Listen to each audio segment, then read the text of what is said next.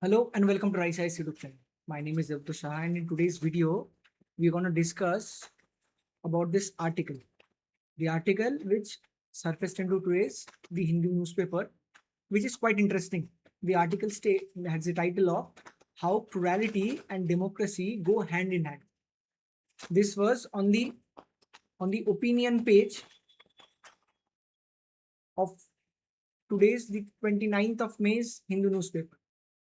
On the basis of same article, we have drawn a similar content with all the important facts which are very much important for UPSC, especially IAS examination, under the title of Borderland Dynamics, Linguistic Minorities, and Inclusive Federalism.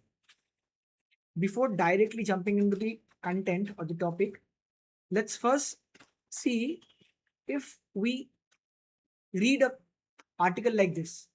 What is the cost benefit ratio?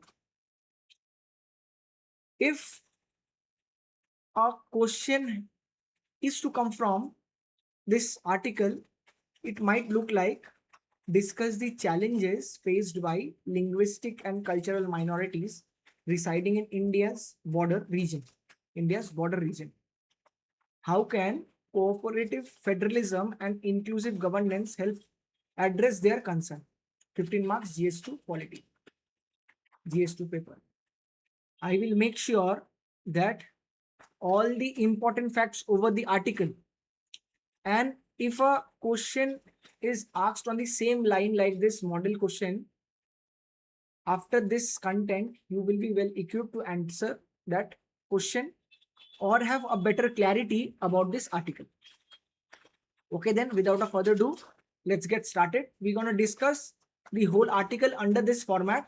First, we will discuss the context on which the article has been drawn.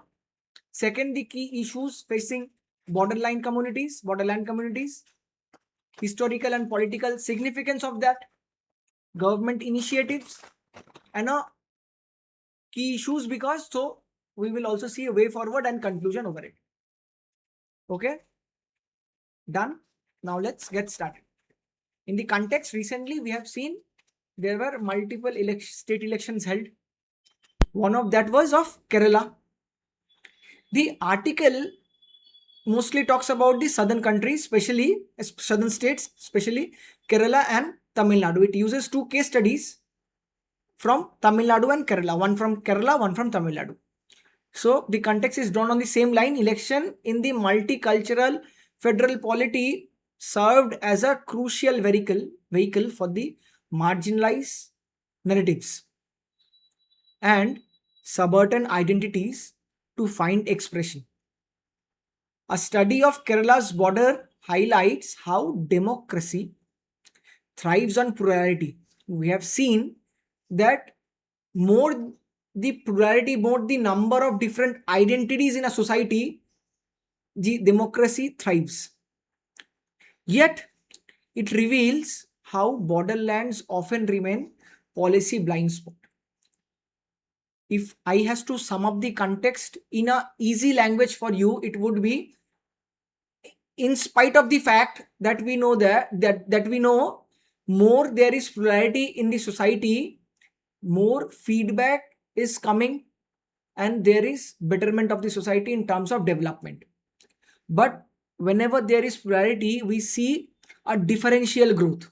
And in this case, we do see the borderland is somewhere lacking from the main heart of the state, the main region of the state. So if the borderland is lacking, upon which are the key issues the borderland community is facing? The first is border region neglect. First would be poor infrastructure. If we compare a capital or a prominent city of a state or maybe the prominent capital of a country, we would see that the capital or the prominent city is much more developed than the borderlands. Second, because of poor infrastructure, we get to see weak education and healthcare system facility over there, and which again relates to or have a effect on employment generation. When there is lack of education, we see supply side constraint of employment, and where there is again healthcare, lack of healthcare facility due to poor infrastructure, we again see lack of supply in the employment system, the market, where my workers are not fit, they cannot work at optimum level like in the mainland countries, mainland state, mainland regions. Second, a situational issues like COVID border blockade. People felt culturally disconnected from the other region. We do know that the border is a niche place where people of both the origin presides. People over this region, region A, do connect to region A at the same point of time. They also connect cultural ties with region B. That is not the case. That is not mostly the case for the mainland region. At the same point of time, people of region B have a cultural and linguistic tie with region A. At the same point of time, they are residing on region B, but the mainland area of the region B will not feel the same. Because of a COVID like situation or a geopolitical situation, we get to see borderline blockade, where they are unable to feel their cultural ties. Therefore, they feel disconnected, in this case Karnataka's border region. Second, expose interstate dependency in federal India. It somewhere exposes that both no state is self-sufficient. If a country is not self-sufficient, in that case, even this kind of blockades somewhere again makes us vulnerable, as we are not self-dependent, we are interdependent in the federal India. Therefore, these kind of, again I would emphasize the fact, these kind of blockade during COVID times will not work. Cultural identity politics. As per the last example, the borderline area of A, people who are residing over there, they might be residing in A region, but at times they might be speaking the language of B. At the same is happening, that might also happen for the region B borderline areas. Therefore, there is again a language identity politics over a particular city. In this case, Kerala, we have seen a debate over a Malayalam language bill in Kerala, where the citizens or the people residing, though they are citizen of India, we have only one citizenship. The people who are residing in Kerala, in the borderlines of Kerala, borderlines of Tamil Nadu and Kerala, they say, yes, we are Keralites, but we are not Malayalis. That's a problem. The second would be fear of erosion of linguistic identity despite the safeguard. Even the bill, when it is providing certain kind of safeguard, but at the same point of time, these people feel somewhere they are being exposed. They are living in a docile territory, not a docile, but a not favorable territory when these kind of bill are being imposed. What are the other issues? We have seen in Tamil Nadu, there are land inequalities. We see in the mainland cities, heartland cities, people have more property attached to them. They are socially well established in comparison to the borderline areas. It's an issue. Electoral visibility is there. When we see, this is where the point comes, where we understand the idea of plurality and democracy. Though we always promote that plurality is one of the key feature of thriving democracy, a good democracy, a healthy democracy, but electoral visibility is only visible before elections. Post elections, the borderline areas are always neglected. Therefore, this plurality is unable to capitalize itself, the feature of plurality is unable to capitalize itself in the post-election phases, where they are mostly neglected. There is inequality, there is lack of cultural ties, they are unable to make themselves feel themselves culturally tied to other states, which is also leading to weak institutional follow-up. So if these issues are there, we do accept those issues. What are the government initiative that has been taken? One of the initiative is Vibrant Villages program. We do accept the fact that the borderlines area are backward, somewhere comparatively backward to the mainland regions. Therefore, to have a good population over there, we are somewhere implementing the Vibrant Village programs, so that the residents of those border area does not migrate to main city. They have all the facilities, all the infrastructure that are required to survive, not a merry survival but a healthy survival over that place. The same idea is drawn on the border area development program, wherever we have international borders. Now the question, you will write on the comments that what are the constitutional safeguard enshrined in Article 350A and 350B. At the same point of time, how is intra-state and zonal council effective in this situation? Let me answer this, but I would expect from you all that you all will write about the third point. What are those what are things that are enshrined in Article 350A and 350B?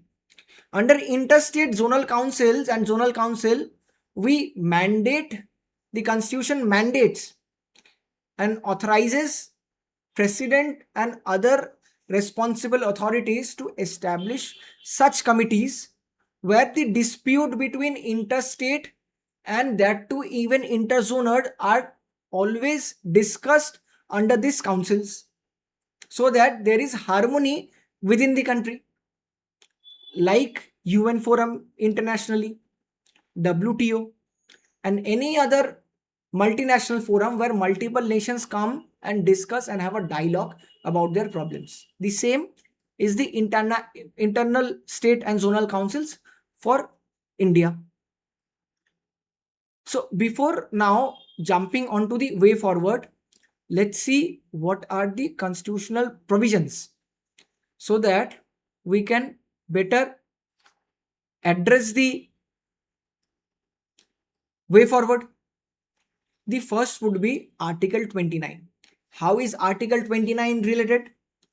Article 29 somewhere protects it allows the protection of language, culture of minorities, where again in a society of pluralistic structure where multiple people from multiple culture is belonging, there a minority section who has distinct language in culture is preserved, so that in a democracy all the communities thrive together.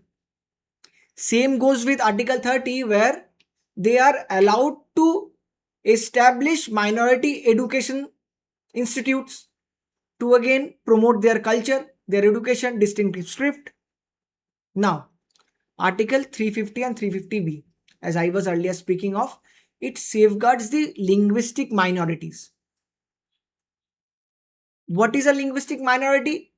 Any culture which has a distinct language is a linguistic minority. In this case, the people in the Kerala's borderline who represent or culturally who feel themselves as Kerala-right, but not as Malayalam in this case. To safeguard their rights, Constitution has Article 350A and 350B. And at last, Schedule 8 of the Constitution of India, where linguistic diversity is recognized, where all the scheduled languages are registered, are recognized, are written down. Keeping in mind all those provisions, constitutional provision, now let's draw a way forward. What can be a way forward to this probable Issues which we have discussed. Issues. A probable way forward can be asymmetric border area development. When we have recognized that there is lack of development in the border area, we should allocate more fund to the border area so that there is a equity in place but not equality. Once equity is ensured, equality will automatically be achieved. Therefore, there should be asymmetric border area development.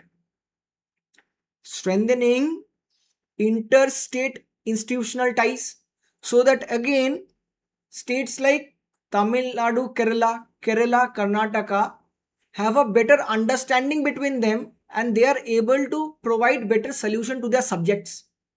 Where again I will re-emphasize, where people of Kerala do recognize themselves as Keralites but not as Malayalis.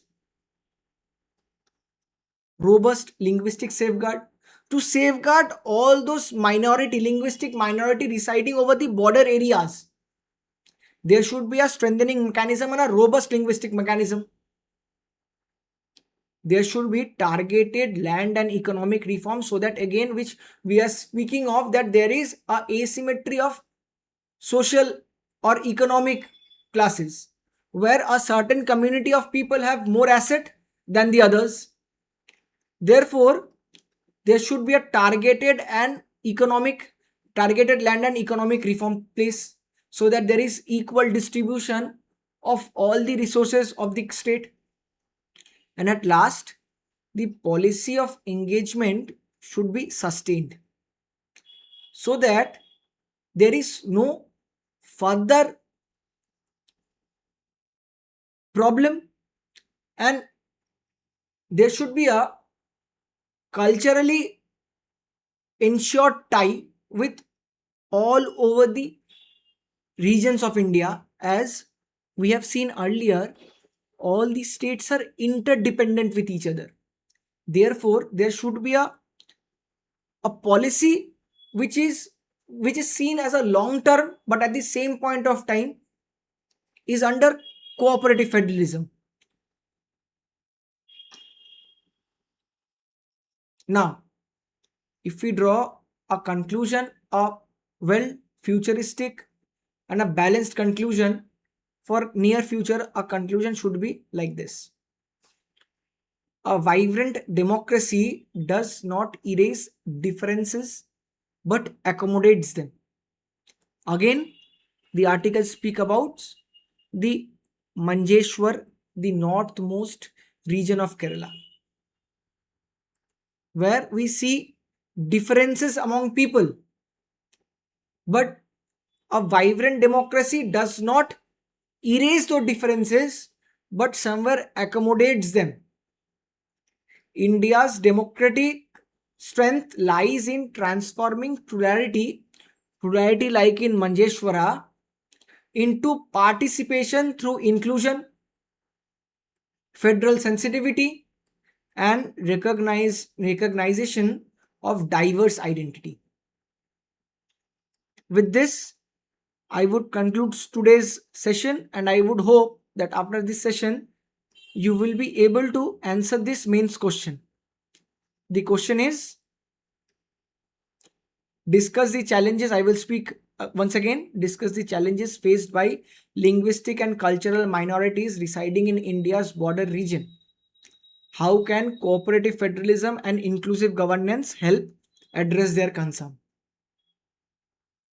With this, I would again thank you all for joining this session, and I hope that this session was helpful for your preparation. If it was helpful for your preparation, I would like you to like this video and subscribe to Rise IAS YouTube channel for more such videos. Thank you once again.